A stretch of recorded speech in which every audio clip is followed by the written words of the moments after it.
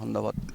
বীৰ লাচিত অসমৰ প্ৰতিগৰাকী সৈনিক আপোচবিহীন প্ৰতিগৰাকী সৈনিকে নিজৰ স্থিতিত জাতিটোক জীয়াই ৰখাৰ স্বাৰ্থত অটল অদম্য আৰু অজেয় হৈ তেওঁলোকে কাম কাজ কৰি যায় আৰু কাৰাগাৰৰ বন্ধ কোঠৰীয়ে কেতিয়াও বীৰ লাচিত অসমৰ সৈনিকসকলৰ যিটো জাতীয়তাবাদী চৰিত্ৰ সেই চৰিত্ৰক নিশেষ কৰিব নোৱাৰে। আপোনালোকে কৈছে যে বীৰ লাচিত অসমক নিশেষ কৰিবৰ কাৰণে বীৰ লাচিত অসমক ধ্বংস কৰিবৰ কাৰণে একাংশই কূটকৌশল ৰচনা কৰি বিভিন্ন ধৰণৰ গোচৰত অভিযুক্ত কৰি অসমৰ প্ৰায় ৭০জনতকৈ অধিক আমাৰ বীৰ লাচিত অসমৰ সৈনিকক কাৰাবন্দী কৰি ৰখা হৈছিল।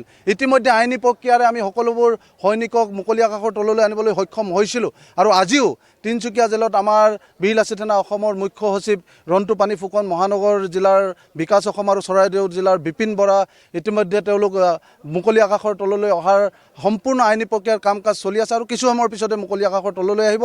আৰু ইয়াৰ পৰা আমি এটা কথাই ক'ব বিচাৰোঁ যে বীৰ লাচিত অসমে কেতিয়াও কোনো ধৰণৰ চৰকাৰী ষড়যন্ত্ৰত কেতিয়াও ভয় নকৰে। বীৰ লাচিত অসমে সদায় আপোচবিহীন চৰিত্ৰৰে অসমৰ জাতীয় জীৱনৰ স্বাৰ্থত অসমৰ খিলঞ্জীয়া ৰাইজৰ হকে অনাদি অনন্ত কালৰ বাবে মাত মাতি যাব। কোনো ধৰণৰ অপশক্তিয়ে এই আমাৰ বীৰ লাচিত অসমৰ অনিৰুদ্ধ যাত্ৰা এই যাত্ৰা পথত ৰুদ্ধ কৰিব নোৱাৰে।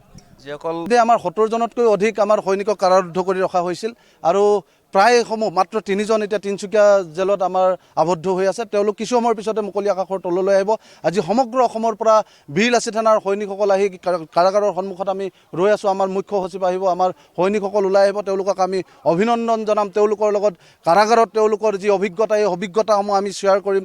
আচল কথাটোৱে হ'ল যে বীৰ লাচিত অসমক মই কৈছোঁ কোনো ধৰণৰ শক্তিয়ে ইয়াক নিশেষ কৰিব নোৱাৰে। বীৰ লাচিত অসমৰ ভূমিত এটা অটল অদম্য অজেয় স্থিতিৰে আপোচবিহীনভাৱে খিলঞ্জীয়া ৰাইজৰ হকে কাম কৰি যাব। এই বীৰ লাচিত অসম কোনো ৰাজনৈতিক দলৰ ওচৰত দায়বদ্ধ সংগঠন নহয়। বীৰ লাচিত অসমক কোনো ৰাজনৈতিক পাশা খেলত বন্দী কৰিব বিচাৰিলেও বীৰ লাচিত অসম ৰাজনৈতিক পাশা খেলত আবদ্ধ হোৱা সংগঠন নহয়। বীৰ লাচিত অসমে অটল অদম্য স্থিতিৰে সামাজিক দায়বদ্ধতাৰে অনাগত দিনত কাম কৰি যাব আৰু আজিৰ পৰা দুগুণ উৎসাহেৰে আজিৰ পৰা জাতীয় জীৱনৰ স্বাৰ্থত সমগ্ৰ অসমতে বীৰ লাচিত অসমে কাম কৰি যাব।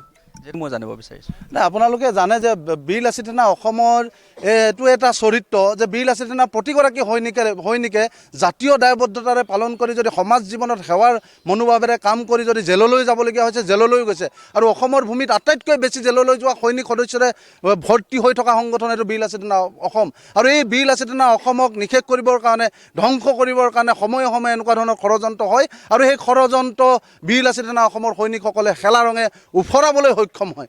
গতিকে আজিৰ তাৰিখতো বীৰ লাচিত অসমক কোনো ধৰণৰ এনেকুৱা ধৰণৰ অপশক্তিয়ে নিশেষ কৰিব নোৱাৰে। বীৰ লাচিত অসমে অটল অদম্য অজেয় স্থিতিৰে কাম কৰি যাব আৰু তেওঁলোকৰ যি ষড়যন্ত্ৰ সেই ষড়যন্ত্ৰ উফৰি যাব। বীৰ লাচিত অসমে অসমৰ শোষিত নিষ্পেষিত জনতাৰ হৈ কাম কৰে। বীৰ লাচিত অসমে অসমৰ অবলা নিচলা হালোৱা সজোৱা হৈ কাম কৰে আৰু এই সংগঠনটোৰ উত্থানমুখী যাত্ৰাত একাংশই শংকিত হৈ আমাক নিশেষ কৰিবৰ কাৰণে বহু ধৰণৰ ষড়যন্ত্ৰ পূৰ্বতেও হৈছে আৰু বহু ধৰণৰ ভাঙোন আনিবৰ কাৰণে চেষ্টা কৰিছে। এই ষড়যন্ত্ৰ এই ভাঙোন আনিব বিচৰা যি পৰিকল্পনা কেতিয়াও সফল নহয়। তেওঁলোকক আমি কৈ দিছোঁ বীৰ লাচিত অসমৰ সৈনিকৰ কাৰণে জেল দ্বিতীয় ঘৰ আৰু হেণ্ডকাপ আমাৰ কাৰণে অলংকাৰ। এই জেল আৰু হেণ্ডকাপৰ ভয় দেখাই আমাৰ এই বীৰ লাচিত অসমৰ সৈনিকসকলক হতাশ কৰিব নোৱাৰে। ভয় ভাবুকিৰে আমাৰ এই যি অনিৰুদ্ধ যাত্ৰা এই অনিৰুদ্ধ যাত্ৰাত বাধাৰ হেঙাৰ সৃষ্টি কৰিব নোৱাৰে। আমাৰ এই যাত্ৰা অবিৰতভাৱে অবিচলভাৱে চলি থাকিব।